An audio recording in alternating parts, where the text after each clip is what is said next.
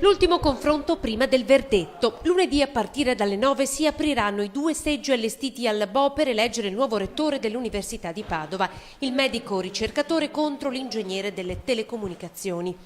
A parte qualche momento un po' più caldo, se no ci addormentavamo tutti quanti, ma è stata una campagna elettorale di grandissima correttezza. Lunga, ma una straordinaria esperienza. Già archiviata la polemica di ieri in merito ad una lettera inviata da un sindacato a medici e ricercatori in cui si invitava a votare per Rosario Rizzuto. Io ho sollevato, come ho già anche detto ai giornali, la questione al decano, che è il garante delle regole in questa situazione, e mi sono attenuto alla sua risposta, che è quella che ritiene sostanzialmente non vede irregolarità che lo competono. Sono rimasto francamente stupito sia dall'appoggio ufficiale di un sindacato che dalla polemica che ne è sorta, che francamente se viviamo in un'università plurale credo che ognuno di noi si esprime secondo le proprie idee. Questa mattina hanno ascoltato gli specializzandi e i docenti del Dipartimento di Anatomia Patologica.